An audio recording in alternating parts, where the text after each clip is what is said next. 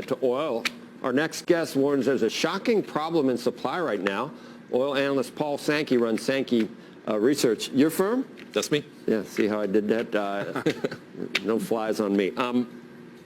We had Halim on. In fact, we had her on a lot yesterday, talking about the surprise notion that there could be an OPEC production cut after they barely, gave the president anything with 100,000 a day. Is what you're saying based on that at all, Paul, or other things? Well, I mean, in that statement, they did say that we're out of spare capacity, that we've got a supply problem. So I think what there was frustration from the Saudis that the oil prices come back as much as you guys have mentioned, yet they still see strong demand. They still see a problem with supply. And they actually also, for you guys, trading guys, saw a major problem between physical and paper markets. So they feel that so much liquidity is out of the paper market that the price is not really, that you see on your screens, is not really reflective of the physical market behind. We had a long discussion this morning on that OPEC or the Saudis were complaining about price manipulation. Isn't it a cartel? Isn't that what that's what they do for a living, don't they? Yeah, sure. Basically, I mean, yeah, they're trying to organize the price, but I think what they're really saying is there's a disconnect between the price you're seeing on your screen and what's out there in terms of physical reality, in terms of what they're seeing. We don't need.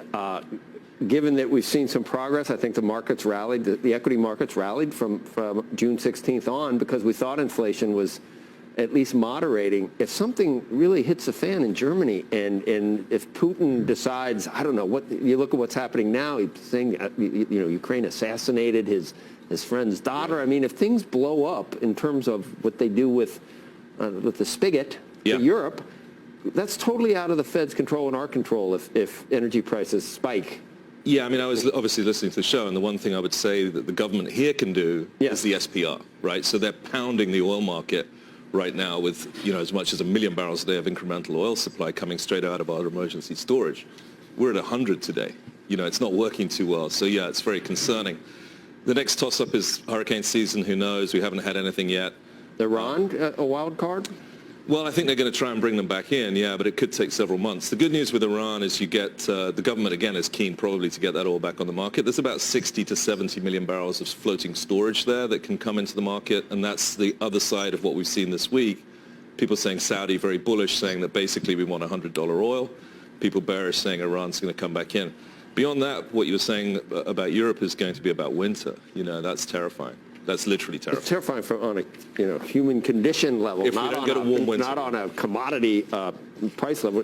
Well, I mean, I think the point is that we could get inflation coming back in, further to what you were saying. Okay, so we talk about new lows in the stock market. What about new highs in oil? No one thinks that that's going to happen. Do you? Yeah, no, I think that we're all kind of bullish into 2023. To where? I don't think we'll do much above 150 on a sustained basis. But we'll see 150 again. I could see 150 as being, the problem that we've got here is... That's a long way from 90, Paul. Sure it is. No, absolutely. But look at the global supply picture. The global supply picture is a mess. I mean, the Saudis themselves are telling you there's nothing left.